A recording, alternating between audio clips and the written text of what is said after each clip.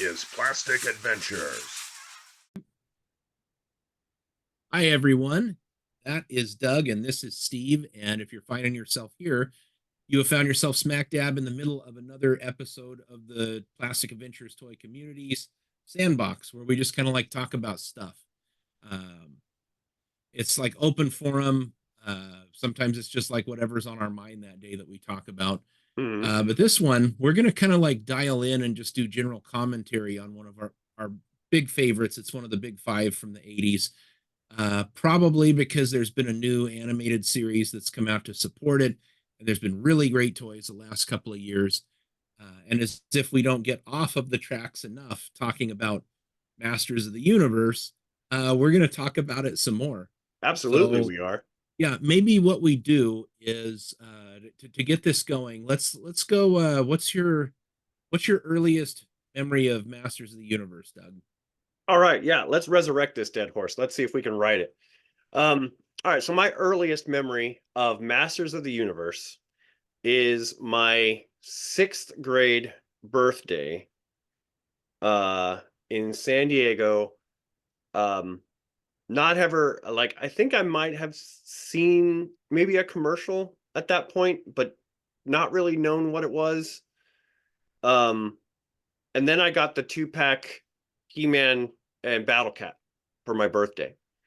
And promptly forgot about whatever else I got that birthday. I don't even remember what other presents there were. I'm sure there were some presents, but it didn't matter because after that point, it was all Masters of the Universe for me, at least for the next 2 years. So yeah, that was my earliest memory of Masters of the Universe. And then like shortly after that, I started getting like the coloring books and more action figures. And then, lo and behold, you have the after school Masters of the Universe cartoon showing up. So you couldn't get away from it even if you tried. Yeah, so mine's a similar story. I've told it before. I'll just tell it super quick. Um, when I was a kid, like once a month, the government assistance check would come, and I would get a little allowance. And we had a local Butcheries, which I loved to death. I even styled one of my displays in this very toy room after that. So I think I must have been about 5 because this was kindergarten, and I was just kindergarten or maybe first. Couldn't have been. It had to be kindergarten. Uh, right in there. Because I was coming off of Star Wars, Star Wars, Star Wars, Star Wars. We go to Butcheries. My mom went in to pick up some groceries and made me stay in the car because it was safe in 1983 or whatever that was. Crap, I must have been 5 with Masters. That has to be it. Anyways, so I tell her what. Oh, she's like, okay, what do you want to spend your allowance on? I'll pick it up inside. I say, oh, I want a new Darth Vader. Hmm. Right. So she goes in, gets what she needs, comes back out to the car, and there's a mystery brown paper bag, and it's folded up. Hmm. And she wouldn't tell me what's in there. It's a big surprise, but we had to wait all the way home. Oh, the Okay. suspense. For a 5-year-old, a 12-minute drive home might as well be like 7.5 hours. I'm like, tell me, mom, please, please, please, please, please, please.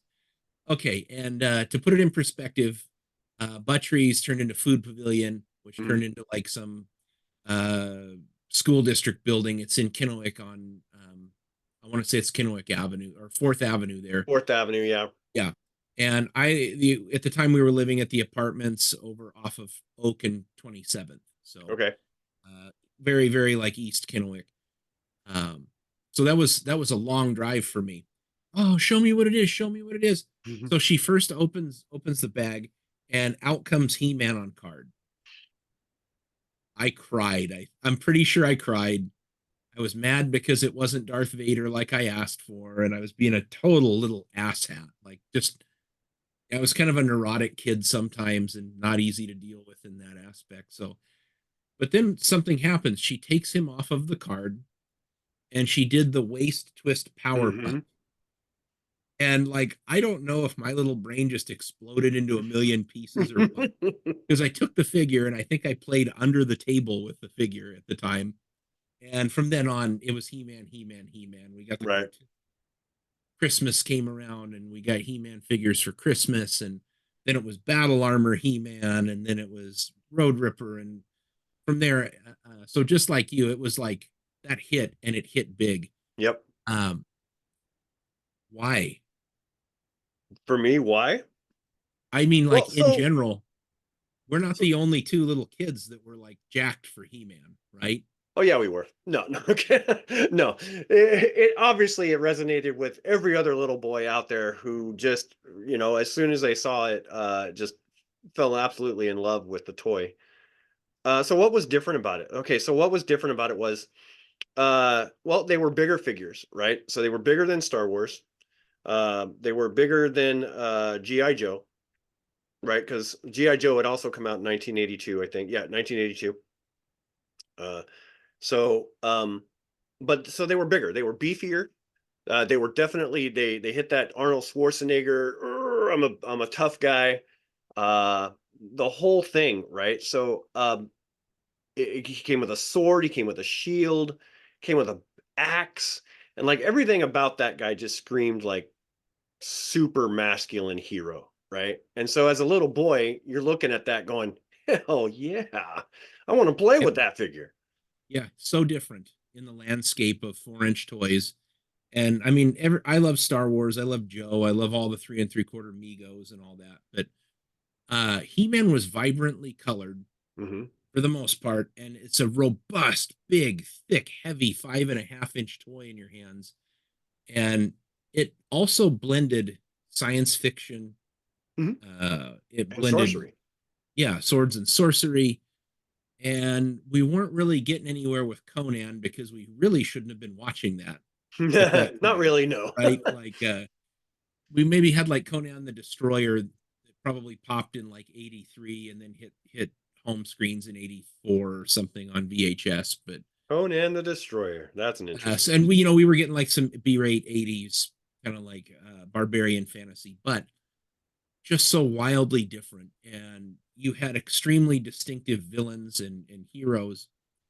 Uh, but for me, He-Man wasn't the cartoon, No. right? Like we first buy it and we buy the toy is so cool. It was the mini comics that Mm-hmm. told us where to go and what, who He-Man was, and why he was He-Man and who Skeletor was. Yep. It But was it I would was go well, I was gonna ahead. say, so the comics that came packed in it were so completely different than what the cartoon ended up being. I feel like they were really like two different realities of what Masters of the Universe was in the mini comics, and even in the art that was on the boxes for like some of the vehicles like the Battle Ram and the Wind Raider. It showed a very like visceral, very like primal world. Like it was craggy, it was red skies. Everything about that art made you feel like the whole world was out to kill He-Man. Like you had to look like him in order to survive in that world. Exactly. And I can't confirm this. I'm sure that the information is readily available out there to get, but I would not be surprised at all if they didn't start all of those paintings, all of those great hand painted box arts Mm-hmm. on black backgrounds, like Oh they yeah. did with Batman the Animated Series, which gave it a really distinctive dark look to it. Um, and some of that darkness did carry over into the cartoons, but But not as whereas not as not as prominent as it was, right? Because I mean, the you had those purples and those dark reds and those black and browns that just kind of made that world just really barbaric. some of the world visuals, but it like some of the map paintings like Castle Grayskull, it wasn't like some great looking silver castle. I mean, it was No. overgrown and had all this like stuff around it and that big bridge that went across the I don't remember the chasm of oblivion or whatever the hell they call that thing, but uh so a lot of that got full stopped. But I would almost argue that without that cartoon, it would have never hit the heights that it did. No, I agree, and I'm not saying that the cartoon was inferior. It was just different, right? Yeah. so we'll move on to that part of the topic. So so we've already got the toys released. We've got the mini comics that have been released with it, and now we're entering the cartoon era of Masters of the Universe by Filmation, which was a completely different Masters of the Universe than what was initially given to us. Doesn't mean it was bad, it just means it was different. And Filmation had used a tried and true method that they had before, like with Black Star, with Tarzan, with the Lone Ranger, and all those kind of stuff. They use that same kind of animation style that they're very much known for, but was also very kid friendly, right? Yeah, So, the rotoscoping was where they take an actual person, yep. they film the movement, and then they draw cells over the top of that. And it was actually used in several animated features. Mm-hmm. You had Heavy Metal, Star Chaser. Well, they say that they didn't rotoscope Star Chaser, The Legend of Or in Korra. Star I think they Chaser, did. there are some parts in there that you see that they probably Uh, but there was a terrific adult oriented movie, and I don't mean like porn, but I mean like it was called Fire and Ice. Oh yeah, It was I remember that barbarian one. fantasy that was really kind of based off of Frazetta's artwork. Yeah, that And was definitely rotoscoped. yeah, the rotoscope just has that way, that really smooth look to it, but sometimes you lose the details when it Right. goes. Uh, Ralph Bakshi used a lot of it in Lord of the Rings. Hmm. Which was a Uh, great one. But for this one, Filmation, um, they contracted with Mattel, and they were supposed to give us like 65 episodes for the first season, which was a very tall order, I think. So but they gave us our 65 episodes. And for me, they aired every day after school. I don't know if it was yeah. what it was like for you, but it was definitely an everyday after school occurrence. You rush home, you for me it was a getting off the bus and trying to get from the bus stop to home as fast as I could, so I did not miss the opening of Masters of the Universe. Oh yeah, and it had such a terrific opening that like told the whole story of what to expect. Yeah. So you're watching it, you're singing along with it, right? You know the words by heart. By the time you've watched this by Friday, like if you've never seen it before, you start watching it on Monday. By Friday, you have the opening memorized. You already know what he's going to say. Um, but then they gave us these really cool episodes. And they started doing something that was really interesting. They started giving us these moral of the stories at the end of it. Um, That was necessary at the time to satisfy the regulations that these weren't just half-hour toy commercials. There mhm. had to be some sort of value. And that's why we saw that in GI Joe and He-Man, and then it really relaxed out. And some of the other cartoons did it, but not all of them. But No, not all of them. But I'm glad that they actually did, because it gave these cartoons a little bit of a different flavor than what was actually out at the time. And it kind of made He-Man feel like a friend. I don't know if that yeah, makes sense or not. Like, because at the end of the action, he's not talking to Tila, he's not talking to Masters of the Arms. Now he's talking to you. yeah, He-Man to Doug, He-Man to Steve, right? And say, hey, we learned something from this episode. Here's what we learned. So I don't know if other people look at it as fondly. I know it's a joke for a lot of people, but to me, it's not a joke. I thought it was really, really kind of cool. And I looked forward to that at the end of the episode, to see what Man at Arms was going to say, to see what Tila was going to say, to see what. Never saw yeah. And Skeletor give us a moral, but no, hey. you know what's interesting about that? When I think back, I don't know that the other cartoons spoke directly to you, Hmm. because it would, like, for GI Joe, there'd always be some dipstick kid falling in a lake or something, and there'd Right. be a little conversation back and forth.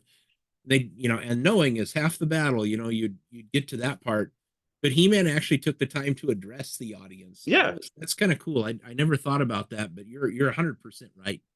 Well, but it wasn't just He-Man, though it was cool when it was, but it was also Man at Arms. It was also Tila. It was also Orko. It was, I think there may have been a King Randor one or in there every once in a while, but it didn't really matter, because what mattered was the character that was at the end was talking to you. And he said, Mhm. "Hey, this is what we learned." So I always liked that. And it was something that I did honestly, genuinely look forward to seeing at the end of each of the cartoons. Yeah. So as far as the episode count goes, is the Masters of the Universe at 65, or is it at like in the 80s? No, I think it's in the 80s. So the for what they called the first season, I think was 1 through 6, the 1 through 65, right? I Or at think least it that's what was contracted to initially get into with Filmation. syndication, you have to have 65 episodes to be syndicated and shown every day. Right. So that was the main goal. And But there were more after that. Yes. yeah, so He-Man is hot. You know, like it's selling all these toys, and I mean you could just fill up the Grand Canyon with the amount of toys that they're producing. Um, but then something interesting happens. They full stop on He-Man since they've got enough episodes for syndication, Mhm. and they go She-Ra. Well, yeah. So they decided to introduce this whole new side of Masters of the Universe, so to speak, and they wanted to cash in on the girl side of stuff. And they thought that, hey, there's enough boy stuff out there to maintain interest in Masters of the Universe, and there may even be some boy interest in She-Ra, but they wanted to hit that girl side of things, right? So they released She-Ra, which honestly, looking back at it, was actually a genius idea. Like it was Yeah. such a great idea to introduce this other side of characters that you wanted to aim it towards another demographic, but you still wanted to keep the other one interested. I think they kind of lost the little boy aspect of it though. So when boys are going to the store and they're looking at Too Bad or they're looking at She-Ra, I'll go with Too Bad. Or You or know what I mean? Bo. Yeah. Bo, Like like like if you got to pick between Bo or He-Man, you're gonna pick He-Man. as a little boy, you're probably picking He-Man. Well, But even if they like Spiker or Bo, you're gonna be like, well, I'll take Spiker. yeah, so I'm wondering, uh I mean, they did like Secret of the Sword and the Hmm. Christmas special where She-Ra and He-Man cross over. Yep, Do you think that it would have been a little smarter here and there just to pepper a little bit more He-Man in? I Or do. I do think that it because would have that been good. Yeah. the series did well. It didn't do as well as Masters of the Universe did, but I mean, they sold a million toys and they had great play sets. Oh yeah, totally. I mean, Uh, what is that Etheria Castle or whatever it is that castle was like super detailed and in depth, and there were so many pieces to that thing. I'm not talking about the Eternia playset with no, no, I know I'm what you're talking about talking the about. Etheria Castle that was like pink and like had Yeah, so many and play features in it. it was like well more advanced than what Masters of the Universe was as far as tooling and technology and all that. Totally. So, you know, I remember my little sister watched it. Um, some of the kids at school would talk about it, but really there was this huge block from like about when it like launches in 82, and I think we go all the way through about 85 or so, halfway through 85, And which then is it a just long time in toy years. And then it starts to taper down a little bit. So Mattel decides, you know what people like? They like movies. Mhm. So what did we get? We got Masters of the Universe in movie fashion, Yeah, but so not what the Masters of the Universe we thought we were going to get. they go they go with canon films, Hmm. and they do it because of they know that Superman 4 is coming. Hmm. They knew that they had a Sylvester Stallone joint that was happening or happened. So canon had been the home of a lot of these like awful campy. Oh well, I love them, right? But they're like all B-rate Totally. sci-fi movies and fantasy. Yep. But canon was really trying to go legit at that time.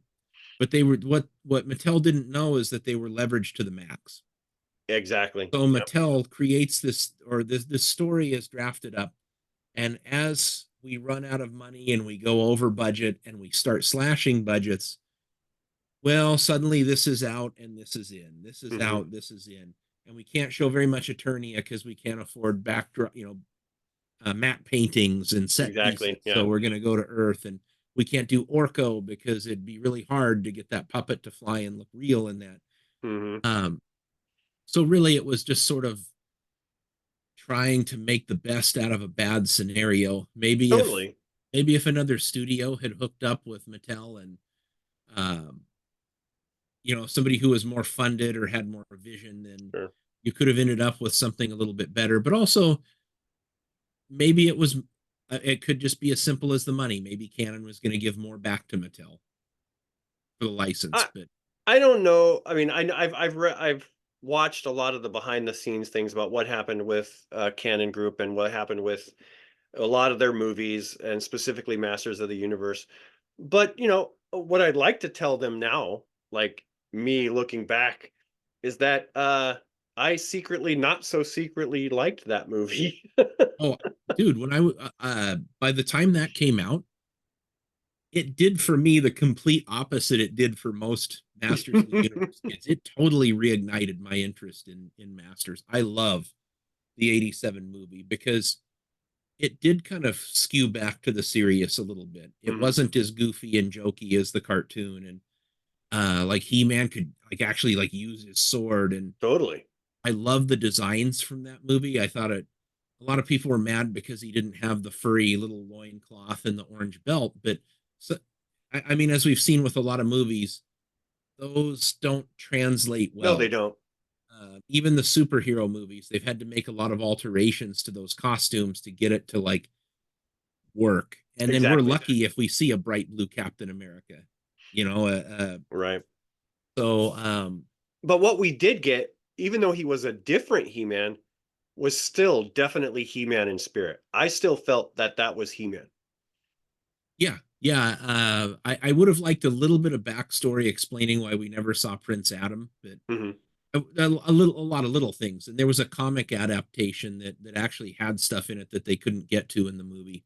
Right. And sadly enough, the director had to fund the end fight with He-Man and Skeletor. They came in and did that in like a day Uh, because the studio was like, nope, no more money. That's it. Just print the movie. And there's no ending. there's no ending. Oh, There's Barf, no I'm glad he He-Man did and that. Skeletor showdown, right? But they're just like, oh, do it. But Um, then let's also talk about the one element of it that like was really a surprise, and that was Frank Langella as Skeletor. That dude brought a real gravitas to the character of Skeletor that I absolutely loved. yeah, and this is a real tough one because as a kid, you're used to like, you boo beast Exactly. man. Yep. Like you're used to that. And And instead we get this hardcore, like down and dirty Skeletor that's like like he's not just saying things to his minions. He's a dirty, evil guy. He's yeah, killing he's his cruel, minions. very He's cruel. cruel. He is, yeah, all of those things. And he had some of the best lines, even to this Oh day. yeah. Yep. He had Yep. some of the best lines ever in a movie. Like when As he a asked when he's asking He-Man, he's like, what is the loneliness of good, He-Man? Is it equal to the loneliness of evil? yeah, It's like, God, that was such a cool line. is he has like a 2 minute monologue when he's gaining the power of Yeah. Grayskull. And my one of my very favorite parts of the movie, oh, I just love it. Because at first he's takes the sword and addresses the people of Eternia, puts it in there, and uh, he's the universe is power, pure, unstoppable power. I am that power. And it cuts to Evil in, and she's like, "Oh, like he's totally jumped the shark. Yeah. This is not what we bargained for." And he says something like, "Of what consequence are you to me now? These people, they're nothing." I just love it. It's like my It's favorite a villain great character. monologue. Skeletor was the standout. I mean, like He-Man was good. Man at Arms and Tila kind of confused me. I'm not gonna lie a little bit, but looking back on it now, I love that version of Man at Arms and Tila. It Uh, it makes good sense. And if you want to limit Dolph Lundgren's lines, mhm. you do it by putting characters around him that are strong and let He-Man be like He-Man without having to talk too much. Yeah, exactly. Okay, so like after 87 and the movie had run its course, where Yep, did Masters of the Universe go? guys. Yeah, it dies. It's gone. Yeah, but then something else interesting happened in like the late 90s. Hmm. Uh some like what once was old is now new again. And suddenly we get reissues of the original figures at Walmart's and Toys Hmm. R Us and JC Penney. And something starts to rumble and Yep. something starts to rumble. And then we get E-Man's relaunch in like 2002 with the Oh Mike no, Young we production. skipped over one. What do we miss? He-Man in space. That's the dying part. No, oh come on, you got to at least address it a little bit. Dude, come on. That was. that like launches like right around or after the movie, and Yeah, we're already done. Like the I know, people I who are know. leaving are Okay, so already done. we'll call He-Man from the 90s, The Adventures of He-Man. We'll call it a footnote in the history of Masters of the Universe. A bunch of Some toys people that like don't it, some sell, people don't, but that don't look like He-Man. You got He-Man voiced by Gary Chalk, who is the guy that voiced Optimus Primal, and it's a very not like awesome heroic sounding He-Man. no. Uh, Kind of cool animation at points, but there's just not even enough to make me want to rewatch that show. There were some interesting characters that turned into some interesting figures. But you're right. Yeah, He-Man was already dead. It was already dying. It was its dying throes Yeah, until we no, just let it die until the early 2000s. nobody bought it. There was like 2 for 1 packs, five Yeah. bucks for 2 figures or whatever. So, but then yes, then we finally get something that it goes back to cartoony, but it doesn't play dumb for its audiences. No, it actually And has really that's good storylines. if you could only pick one He-Man media to consume, probably what pick the 2000X He-Man. Agreed. Yeah. It's the one that was the most involved with characters. It had the greatest character development. It introduced some new characters, but it also gave old characters a new side of things. So it was a really good way of bringing people back into interest in Masters of the Universe. I will say that there were some parts about it that were highly stylized and influenced by Japanese animation, which was okay. I'm Yeah, not complaining about that. I'm saying it added to this particular brand of Masters of the Universe. It gave it a little bit more flavor. it certainly did, and it honestly established a canon that the series henceforth have not really strayed from. Not really, no. Oh, They may bring it in at different points, or they may address it in different ways. But the things that it has brought in have kind of stayed with the brand. yeah, they have, So and it was terrific. I loved it. I bought some of the figures. I thought the figures were great for the time. They yeah, kind of look, some of them suffer from the 90s, early 2000s of, turning a statue into an action figure. So some of them had some odd poses. Their legs were in some odd shapes, maybe, but overall, they were still a good action figure. you still got it where it counted, and Yeah. then they added an extra range of articulation in the shoulders and the wrists. Yep. So wonderful. I thought a wonderful line of figures. Just Mattel kind of crapped the bed with the whole line. They made too many He-Mans. They congested shelves again, and the Yep. support cartoon got moved around on Cartoon Network, and you never Mhm. knew when you were going to watch it. But Yeah. that's the one. And then It's a great one, and you can actually still find them for DVD or on DVD on eBay or Amazon. They've got the full series, or they've got volumes that you're able to get. So if you have not seen it, I don't know if you're a toy enthusiast or especially a Masters of the Universe enthusiast, but if you haven't seen it, I highly recommend that series. it's probably the best if you're going to pick one to go. Do that one. Yeah, But then something happens. He-Man dies again. ebbs again. They have a supporting line of statues and stuff that come out Mhm. that look like the figures, but it's not any like mass market. But then something happens at a toy convention. Yep. And this is where we get our Some classics, right? It is, yeah. Yeah. The Four Horsemen have it at their booth, and they say, "How'd you feel if this was He-Man?" Yes, please. Yes, absolutely. Please, yes. And Mattel gets on board, and they know that they can't sell this at mass retail because it's at that time considered niche product. Mhm. It becomes an exclusive online deal where you log in and you buy the toys, and they didn't make enough. But So yeah, that so there has a was a limited. problem with the classics line, and I think when you're talking about the classics, you have to address it because it made a lot of people mad. Um, they were not as widely available or as many as people would have wanted, right? So You like can't get them anywhere unless they packed them in like Toys R Us in those special packs with the superhero figures. exactly. Yeah, you had it was online exclusive, and then they would only make 20,000 of them. And Hmm. if people wanted doubles, they'd go in and they'd load their card up, and then they would resell them. But if you weren't in there within 10 minutes to buy your figure, you didn't get one Exactly.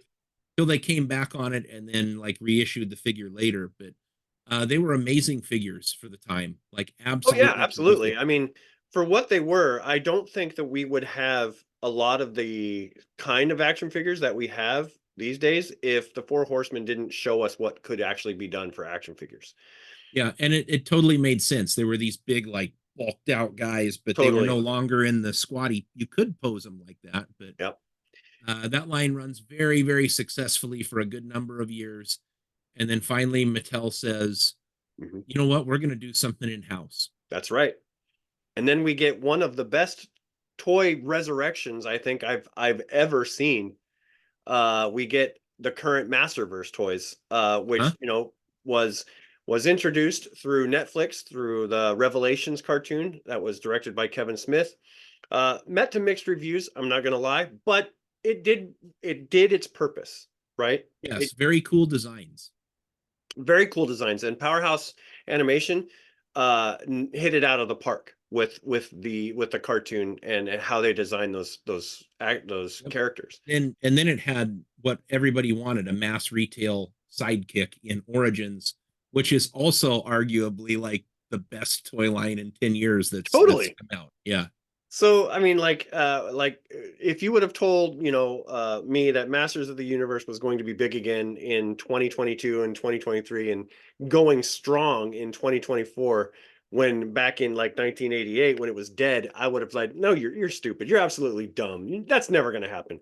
And boy, I would have been wrong, because Masterverse, I think, like, what was it? The first year that it came out, it was voted the toy of the year, right? Wasn't it? Yeah. So, which is Yep. a great for a comeback franchise. Yeah. And it's Black Series He-Man. It's Yeah, everything that you loved about classics, only it's these sleek, slick new redesigns, and they're great. And since then, they've done really great classic versions of the characters on top of everything that's come from Origins. I And know. Origins isn't done yet. They're an online exclusive now through Yeah, but they have moved on to the Snake Man stories, which is actually kind of cool. Even though they're harder to find, they are still definitely worth it. So to anybody who's watching, I know we have just a couple of seconds left over in this episode, but I want to say that Masters of the Universe is a very good franchise. It is not dead. It is worth collecting as a toy collector. It's worth watching as if you like shows, if you like animation.